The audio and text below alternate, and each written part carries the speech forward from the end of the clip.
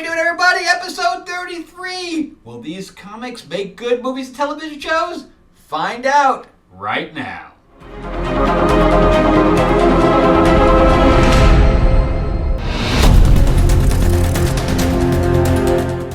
Alright, we are back with a new episode of Will These Comics Make Good Film and Television Shows? With your host, Frank Zanca. I'm an award-winning screenwriter, novelist, and comic book writer, and this is going to be the last time you're going to hear me say this, because the Kickstarter that we're running right now for Lords of LA is ending tomorrow. So that's pretty much it. So if you haven't heard about it yet, after me doing every single episode starting with this, well, maybe you're new to the channel.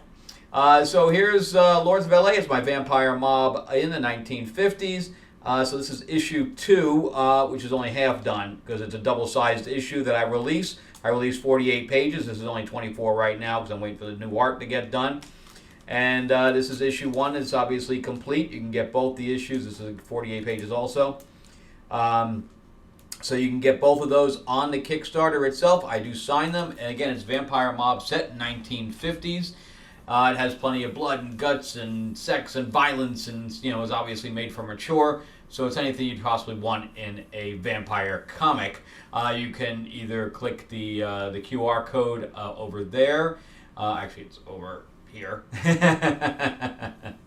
Or the link is in the description below. Or just go right to Kickstarter and type in Lords of LA. But if you're not watching this, is basically as soon as I release this video, chances are you probably would have missed it.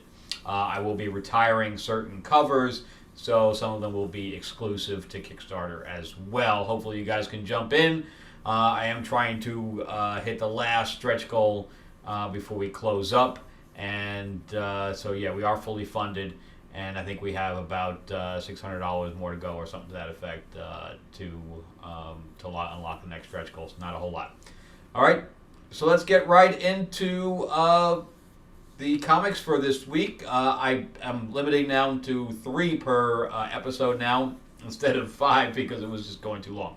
So we're going to shorten these episodes up. So anyway, let's talk about World's Finest with Batman and Superman, written by Mark Waid. This series has been going on for a little while now, and we're basically going on the 2-year mark now with this is issue 21.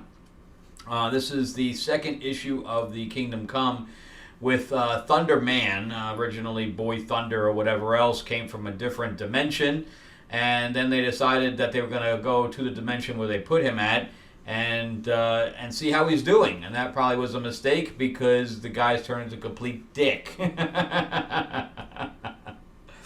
So as soon as they get there and they want to know how he's doing, I guess he's been there for a few years already.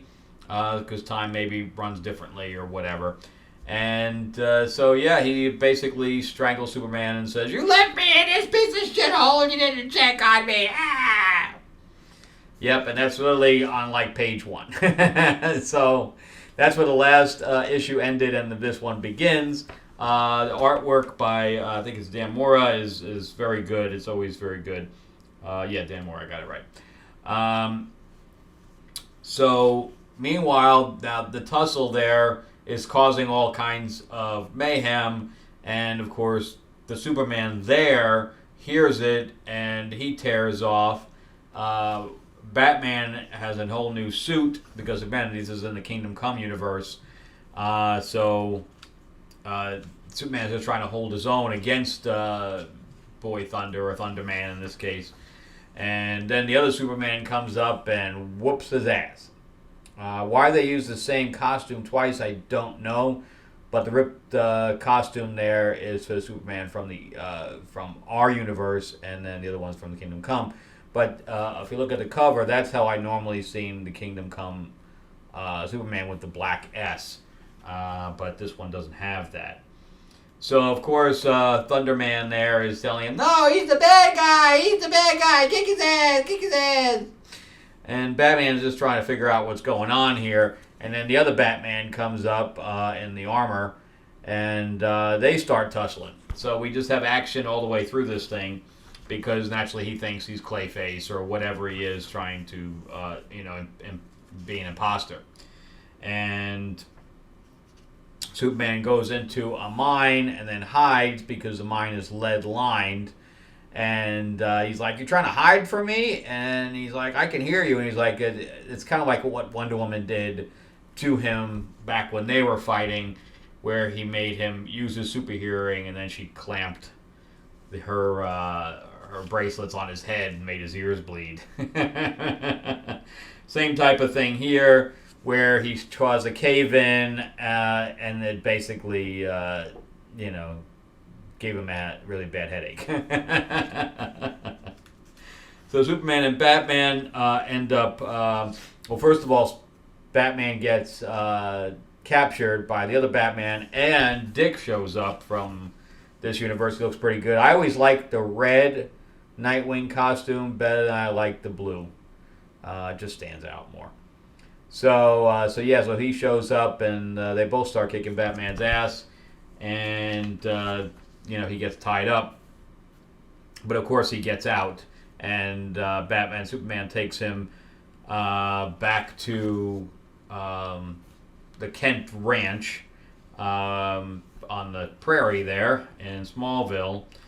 And meanwhile, Thunderman is telling a bunch of lies and forcing everybody to get into position. And then Magog shows up, or just Gog in this case. I think this is supposed to be like an origin of Magog. And yeah, that's Justice League, the Godzilla there. I think I just did a review on that one. And so anyway, the on the Kent Ranch, they're about to get a big smackdown by the entire Justice League that's not called Justice League. So yeah, all those guys against Superman and Batman.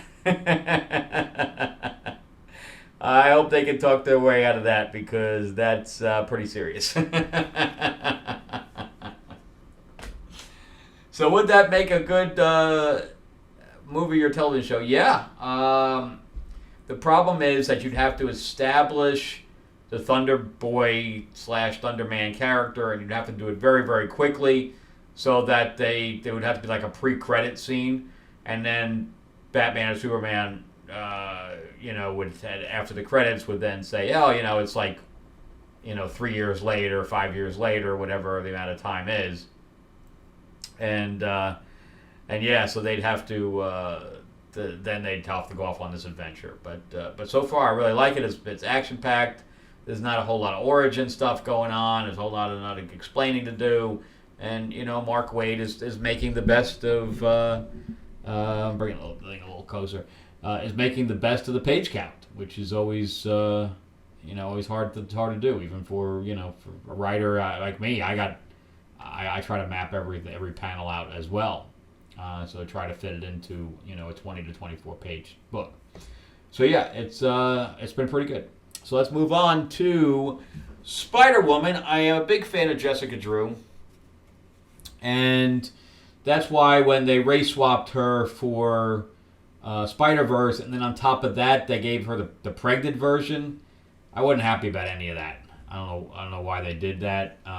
But what's good about that is, since it was Spider-Verse, there could be a million different Jessica Drews, and maybe some of them are black, some of them are Asian, some of them are whatever. So I wasn't too angry about that, because it's just a version of Spider-Woman. But Jessica Drew is Spider-Woman as far as I'm concerned. So whenever there's a Spider-Woman, I tried to pick up the last one. The covers were real nice, but the writer on that just didn't get it. It was really bad. I mean, really bad. To the point where Jessica Drew was like fighting like an 80-year-old woman. It was just bad. Like, I don't know how much drugs that person was on. So we start out with Jessica fighting. This is like the gang war startup, but it has nothing to do with gang war. Not till like the last page. I'm not really excited about gang war anyway. There's 2 events going on right now. One is with Beast Boy. It's called Beast World. And I didn't get that either, even though everybody said it was good, so I may just pick that up. And the other one is this gang war with Spider-Man, and everybody says it's bad, so I'm not really a big Spider-Man fan anyway. But anyway, she starts fighting Armadillo right in the beginning, and the artwork is not good. It's just not good.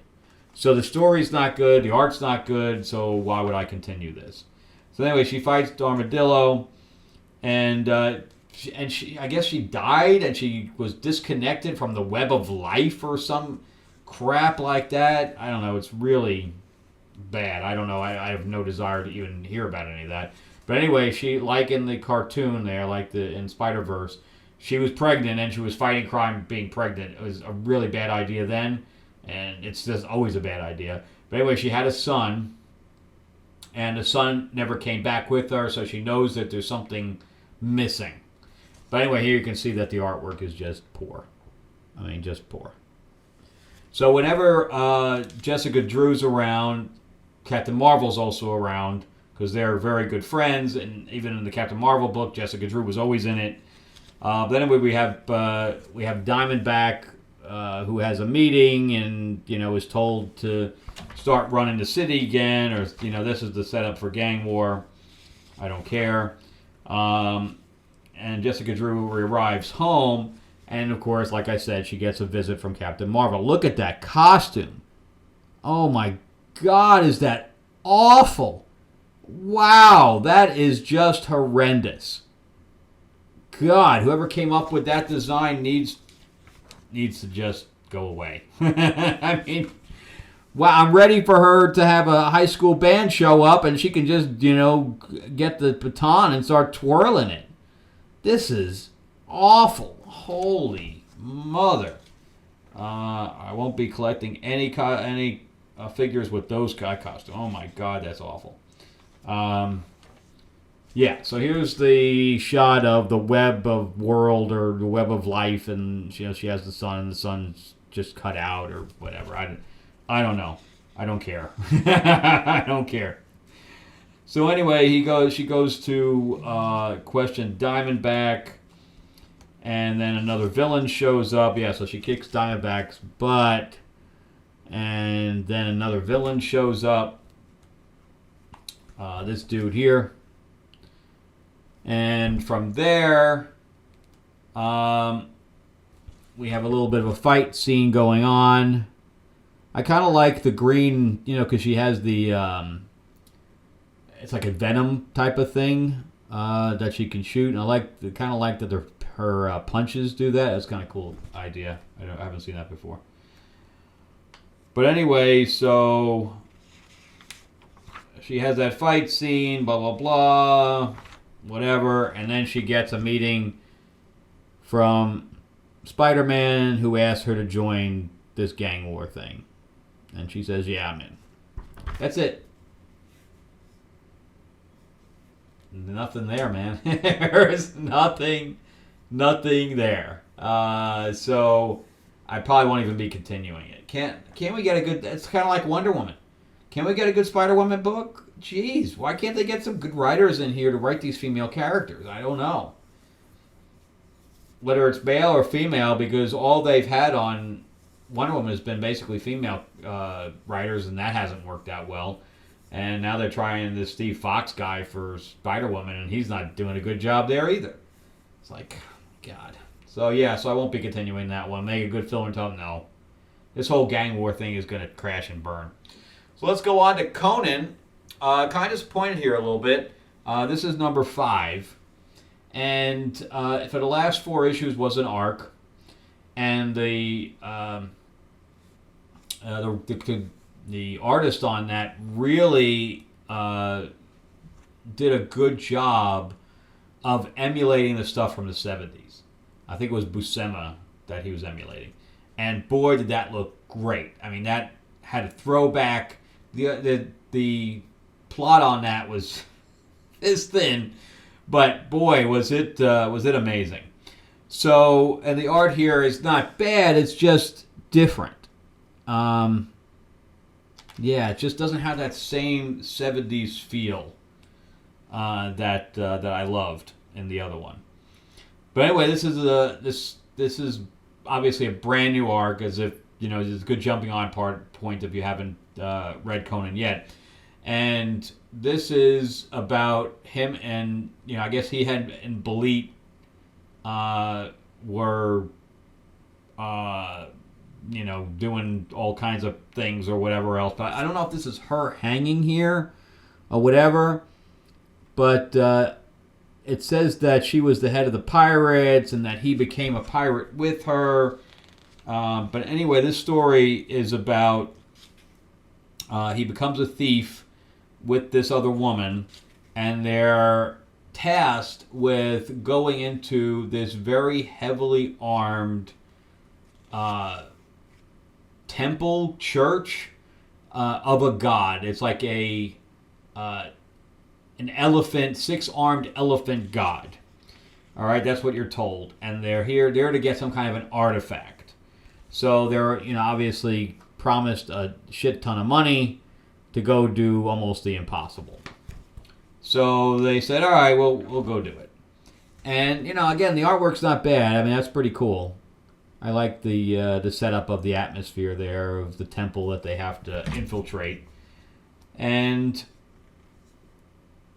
I think there's a picture of the god here somewhere. But yeah, I mean, the artwork is decent. Look at that. But again, it just doesn't have the same look and feel as the last version. So we got some fight scene in here with them infiltrating the whole deal.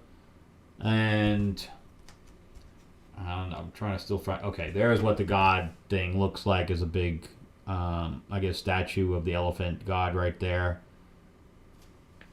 And once they get inside, they find it. And he's remembering like a story or whatever else. And he tells the guy not to touch it. So it looks like that little clump there on the pillow. And he says, yeah, you probably shouldn't touch that. I think there's a curse on it or whatever. So as soon as he does, they have a whole bunch of ghosts and stuff like that come at them.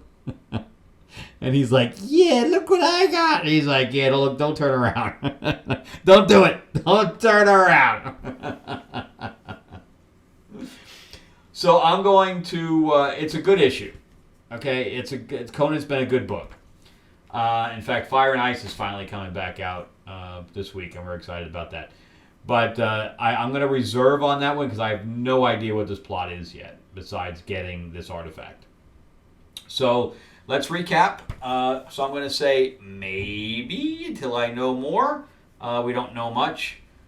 Steve Fox dropping the ball completely on Spider-Woman, so that would be a no.